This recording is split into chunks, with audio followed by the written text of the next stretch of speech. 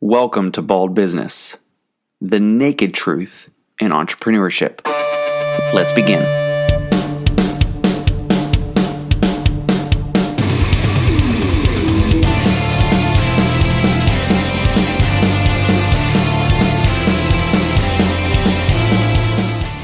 Hello and welcome back to Bald Business, the naked truth in entrepreneurship. Today we're on episode 3, and the question of today is, what are you willing to sacrifice to reach your goals? What are you truly willing to give up to reach your goals? You have to start making sacrifices today that will help you reach your goals tomorrow. And I really want to focus on 2 major stories today that are going to give you some examples of sacrifices, things that I've experienced myself. Roughly 2007, I'm 6 months out of personal training school. So I went to a personal training school in Orlando, Florida. I'm 6 months out. I'm working in the gym every day. I'm loving it. After I leave the trade school, I'm back in Indiana. So I moved back in Indiana, where I grew up.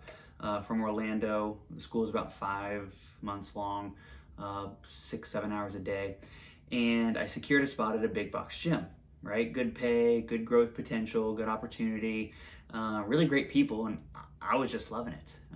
One thing that I didn't quite get was, why do I not have very many clients? Like, why are people not just signing up? It was a newer gym, and when they brought me on, they said, oh, well, you're gonna get all these clients, you're gonna get all this opportunity, you're gonna have all these, all these chances to train people, to work with people. And that's what I wanted as a personal trainer. I wanted to work with people. I wanted to help people change their lives.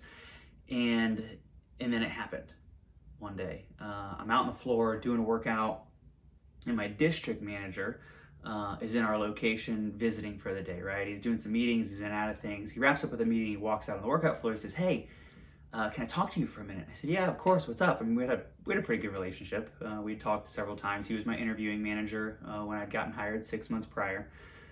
And he went on to say, well, the numbers are down here at the location, the performance isn't great. And at first I'm thinking, yeah, I'm here to train clients. Like, where are the clients? What do you want me doing? Like, how can I help? How can I do this? And he says, I really like you. Your manager really likes you. You do a great job with the clients. We love what you're doing here, but if you don't get your numbers up, you probably won't be able to keep this job, keep this opportunity. And I'm thinking, what? I thought, get my numbers up? Like, what does that even mean? Like, they didn't tell me when I got my job that I was gonna have to be concerned about getting my numbers up. I thought I was here to train clients. I thought I was here to help people, right? So we talked for a few more minutes, and he explained more in detail about what it meant to get the numbers up, and what it meant to, even though we don't have members coming in, we had to improve the revenue from the personal training side. And that was just the way that it is. It's just reality, right?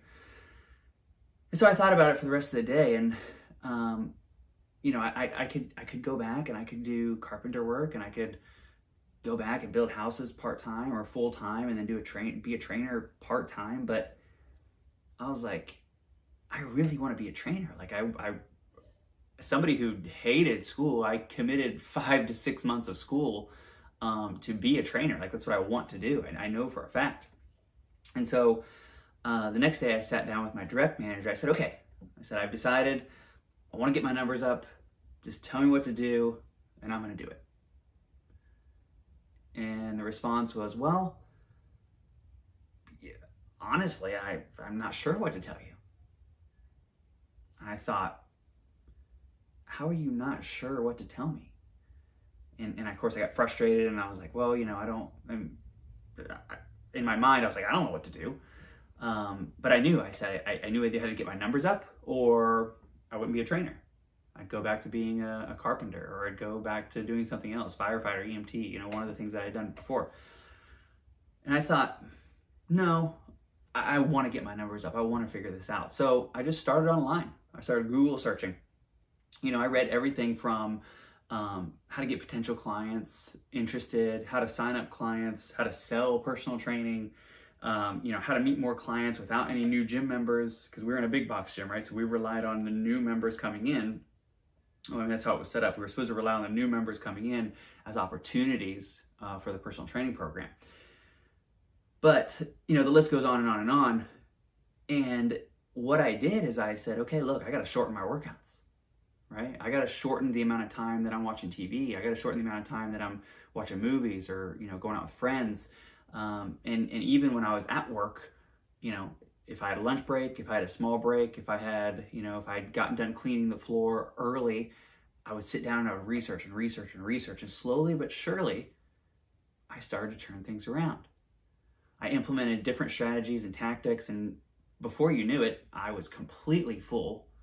It was probably another 6 to 8 months. I was completely full. I had trainers coming up to me asking me how I was getting so many clients, how I had so many people working out with me when we didn't have new members coming in. And about 12 months after that conversation with my district manager, I became the manager of that location. And none of that would have happened without sacrificing the time, without sacrificing the energy, without basically putting in all the effort that I was placing elsewhere, right? The distractions that I had, the 2.5 hour workouts for no apparent reason, just because I had the time to kill. If I wouldn't have taken that time and poured it into figuring this out on my own, looking back, if I wouldn't have made those sacrifices, it really wouldn't have set me up for where I'm at today. Which that kind of leads me into my next story. My next thought is, so it's 2009, right? I become the manager roughly somewhere around 2009, maybe a little bit before that. Fast forward to 2011. Okay, things are going super well. Same big box company, same district manager. I'm the manager of the location now, so now I'm working with a district manager and a regional manager. Our district is on fire. We're crushing it. We have one location that's not doing great, but I think we had 6 or 7 locations in the region. All of them were doing a great job. I had a great team. We just came off of a 4-day weekend where the company had taken us out 2 months prior and said, hey, here are these new targets. Here's some new strategies. Here's opportunities that are going to come up. Like, prepare yourselves, get yourselves ready for this stuff. And I had my eyes set on, well, how do I become a district or a regional manager in the next 12 to 18 months? Because all the things that I had sacrificed before, I was like, well, if I just keep making sacrifices, I can go from being a trainer who almost lost their position to running this whole district, right? That's kind of where my head was at this time. And so the company set up this big conference call and they said, all right, we want to talk to everybody. We want to make sure everybody gets on. We got some big announcements. And of course, once they said that, the rumors started flying, right? Oh, we got new locations coming. And then people were like, oh, I want to get picked up. I want to move to a new location if they're going to start a location. I saw, construction happening over here. I wonder if that's, going to be one of our new locations. And, in that, you don't know what to think. And, you want to be hopeful, right? So that kind of excites you. And you're like, yeah, hopefully this will be sweet. I can't wait to see what's going to happen. So they set the call, I think it was like a Wednesday at 1 o'clock in the afternoon, I believe. And so they set the call. We all jumped on the call. They did a quick roll call, but the energy's kind of weird, right? So there's a new voice on the phone. All of our normal people are on the phone, but their excitement doesn't seem quite normal as most of our calls were. And the new voice on the phone, he introduces himself as the owner of the entire company. They had about 50 to 60 locations. And they, okay, cool, sweet. He's here. Maybe, this is going to be some big news. And then he says it. The company's been sold. And with the sale of that company, the new owners are going to be downsizing to a limited number of locations because they want to drive more members to these locations specifically. And I just thought, whoa, wait, what? Like, what is happening? Like, it was like a bomb just exploded, right? We had trainers and people on the sales side that were all like excited and like, what's coming, what's going to happen. And now I had to go out here and tell them that the company was sold and we might be closing. And so I patiently and hopefully listened for the list to be read of which locations we're gonna close. And deep down, I had a feeling that it wasn't going to be great because I knew that the purchasing company had a much higher price point, and the demographics that they were looking for probably didn't fall under the demographics of my location. And so, I let them do the listing, and as soon as they announced our club name, it was like just something snapped, and I got so mad. I threw the phone, I pushed the receiver to the other end of the desk, and of course we're all on mute, so nobody could hear that. And I just remember thinking, I am so frustrated with these guys. Like I had a great relationship with them. I had a great relationship with many of the upper management even. So district manager, regional manager. I'd spoken to the vice president of the entire company several times. And I'd given them 60 to 70 hours a week for almost 2 years straight with 1 week off per year, unless I was sick. And I was just thinking, they couldn't have given me a heads up or something, right? I mean, they couldn't have at least been like, hey, this isn't going to be exciting news, so don't get overly amped. And obviously I understand, looking back, it's not like they could have said, hey, we're going to be closing. That wouldn't have made sense. Because most people would have ran off and told someone else and told someone else. And before you know it, before they even made the announcement, everybody would have known. So the call ended with a 2-week notice, which I was honestly grateful for. I mean, a lot of companies that go out or sell, like you show up the next day and boom, it's gone. So I was happy that we had 2 weeks. We had 2 weeks to talk to the clients, the members, explain to them what was going on, explain to them what had happened and why we were no longer going to be a location anymore. Obviously, a lot of people were sad, but when you get that opportunity to explain it to them, they're understanding. And instead of them just showing up to a locked door and not knowing if their membership's been canceled or not. So shortly after we got off that phone call, my regional manager called me. He said, hey, there's a huge meeting tomorrow with the owners of the new purchasing company. He said, I want you to be there. They're going to make you an offer. And, I thought, well, we'll see. And he said, I really want you to be there because they made me an offer and I accepted the position. I think it's going to be a great opportunity. And so I thought, okay, cool. I was a little bit skeptical, but hopeful, right? Meeting went fine for the most part. Normal meeting, we're gonna make things better. It's gonna be awesome. We wanna help. We wanna give the opportunity. If as many of you guys want to stay on, can stay on. So we had a big meeting, then we had a smaller meeting, and then after that smaller meeting was over with our regional manager, my regional manager pulled me aside after everyone left, and he said, hey, what do you think? And I was honest with him. Straight up, I just said, I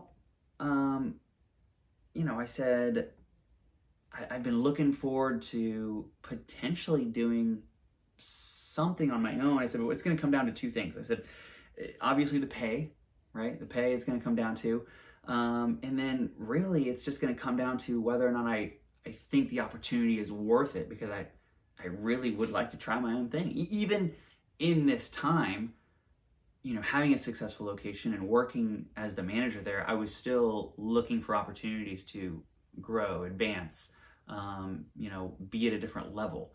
I mean, I had my eyes set on a district management position, so I had also been looking around in the area to see if there was anything else available with another company similar too. And so I told him, I said, this might be my opportunity where I should just go out and try it on my own.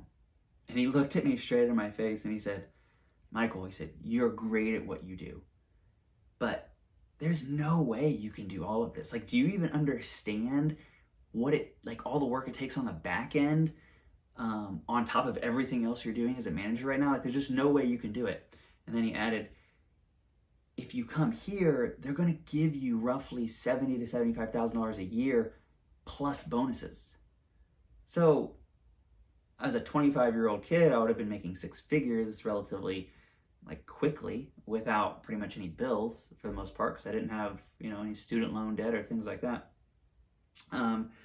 And obviously that had a nice ring to it, but I wasn't fully convinced, Plus he pretty much had just told me that, dude, you're good at what you do, but you can't do this. It's too much for you, which, in my mind was kind of like a kick in the face, because it's pretty much like he just had squashed my inner dream, right? My inner desires to be better, to advance myself, to push myself. So I thought about it for about a day, and I said, you know what? I said no. I said this isn't going to work for me. I'm going to take some of my clients and just go start my own thing. And so I salvaged the clients that I could from the mess that was created, from just, completely shutting down an entire big box gym. And I just started training them independently. The first 6 months, I was lost. I knew I wanted to open a gym, but I went from 70 hours a week, $60,000 a year, to barely 20 hours a week and hardly $20,000 a year. And I honestly used the first 3 months after that to just take care of the clients that I had, kind of refocus, to refresh. And then I officially launched my first company, my first personal training company, just short of a year later, with a friend of mine. And then once we opened that first location, I was able to go and open 5 locations within 5 years. And obviously there's a ton of stories in there and lessons that we'll get to later, but today I want you to understand is, when I turned down that job, when I turned down that $75,000 plus bonuses, $100,000 a year job, I sacrificed a lot. Like, in the moment it didn't seem like it, but looking back, I sacrificed financially. The first 6 months was practically like, it was like a kick in the face financially for the first 6 months. First 8-9 months was pretty rough. And the first 2 years was super, super tight. So 2 years later, and this whole time, right? Because I know 2 years isn't a long time for some people. I know people who went 6 years growing their business before they actually paid themselves. But I had an offer that would have paid me 6 figures pretty much indefinitely,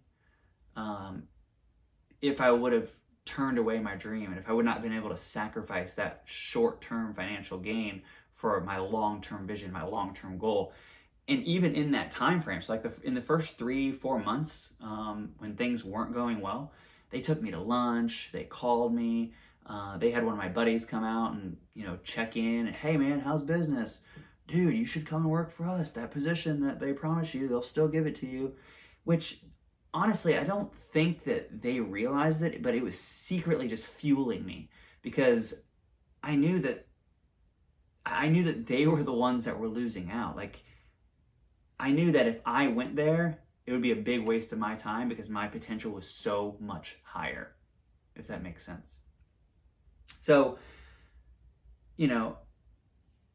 I just decided, you know what, I'm gonna stick with what I'm doing. I'm gonna move forward, and I'm gonna sacrifice the time with family and friends. I'm gonna sacrifice financially. I'm gonna sacrifice the TV and the video games.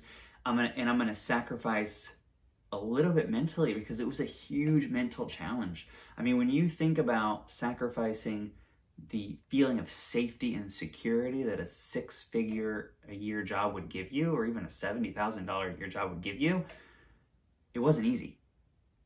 But overall, I had more quality time. I called the shots. I got to decide when and what to sacrifice and what to give up and what exactly I was going to do. I got to choose, right? And so you have to start making sacrifices today that are going to help you reach your long-term goals tomorrow. This is so important, because if you don't do this, you'll never reach your goals. And quite honestly, if you don't reach your goals, all you're going to have is regret. Regret, regret, regret. And I know what you're thinking. You're thinking, well, what if I make this huge sacrifice? Because this was me. What if I make this huge sacrifice and I don't reach my goals, right? I fought with that in my head. I'd say for probably the first couple months, like, man, did I just make a mistake? And again, it's funny, because I thought, at first I was like, man, did I make a mistake? Should I have taken the job? And then ultimately, when they started calling me and then taking me to lunch and then trying to get my buddy to recruit me, I was like, no, I made the right decision. Like, this was the right move, because they obviously see the potential that I have, or else they wouldn't be continuously trying to recruit me to come back. So, I know that thought process. Like, what if I make the sacrifice and I don't reach my goals? I can't give up that much time doing the things that I like. I can't give up that much time with friends. But I would challenge you to think about it this way. What if you did reach that goal? Like, just think, what if you made the sacrifice? What if you gave up the time? What if you put in the energy and the effort and you made all those sacrifices? Maybe it's a big financial sacrifice for you as well. And you reached that goal and you had even more time, more financial freedom, more of whatever it is that you desire and want, because you made that short-term sacrifice for that long-term growth, that long-term opportunity. So start making sacrifices today that are going to help you reach your goals tomorrow. So I have 3 tips real quick that'll help you start making these sacrifices. Number 1, you have to start small. So, you don't have to give up all the time in the world, give up all the finances in the world, give up, maybe you don't have to put yourself in a position to where you would struggle for months and months and months. Like, you don't have to do all of that at once. You can do one at a time. You could start by reading 10 pages of a book every single day. You could start simply by, waking up an extra 30 minutes every day just to set your goals for the week or the day. One thing that really helped me in starting small, honestly, was just saying, okay, look, this is where I want to be by the end of the month. So if I had 8 clients and I needed 10 clients, then I knew that out of my 8 clients, I needed to either find a referral or I needed to do some work on social media, get some posts out. This was several years ago. So this was 9 years ago now. So Facebook advertising wasn't what it is today. So it was a lot different. But start small. Start with simple things that you know that you can accomplish to start building that credibility with yourself, if that makes sense. Number 2 is plan ahead. So you can't just go in blind. Like, you don't want to give up time and then so you don't want to stop watching TV or stop playing video games or, cut down time with your friends if all you're going to do is sit and scroll on social media or just sit and do nothing.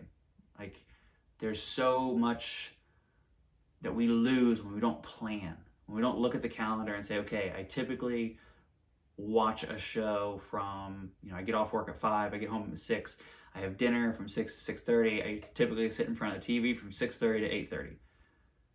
If you decide, okay, I'm not going to sit in front of the TV from 6:30 to 7:30, what is it that you're going to do? You have to plan ahead during that time.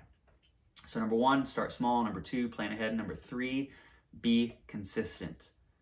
If you're going to give up the TV time every Monday, Wednesday, Friday, be consistent with every Monday, Wednesday, Friday. Don't just sporadically do things. If you sporadically do things, you'll get frustrated and you won't move forward. You won't plan ahead. You won't start small. You'll get to the point where you feel like you have to just start with everything, and then that'll make you frustrated, and then you won't reach your goal, and then you'll ultimately land on regret again. So let's recap that one more time. Start small, plan ahead, be consistent. Start making sacrifices today that are going to get you results tomorrow. You have the right. This is where we all kind of get a little bit confused, I think. Because you have the right to play video games. You have the right to hang out with your friends and family. You have the right to watch TV. You have the right to do whatever, but you also have the right to reach your goals. A lot of times we put this expectation on ourselves that, well, I can't give up this specific thing for my goals because that's selfish, right? You have to start small, you have to be consistent, and you have to plan ahead. You do those 3 things and you're not going to be giving up as much as you think you will. Plus, you're going to be gaining so much on the backside that it's absolutely incredible. So I challenge you today to start making those small sacrifices, those short-term sacrifices for that long-term success. And honestly, one of my favorite quotes is, if you don't sacrifice for what you want becomes the sacrifice. So you might be thinking, oh, well, I can't sacrifice that. I can't sacrifice that. I can't sacrifice that. I can't give up that. ultimately the goal that you have, or the goal that you think you have, is the sacrifice. No matter what, you are sacrificing something. So I challenge you today to start making small sacrifices. Thanks for being here today. Thanks for joining me on episode 3 of Bald Business, the naked truth in entrepreneurship. Find me on Facebook, Twitter, LinkedIn, Instagram at Michael B. Life, Michael B. L-I-F-E. I'm looking forward to talking to you again soon. And until next time, get out there and make some sacrifices.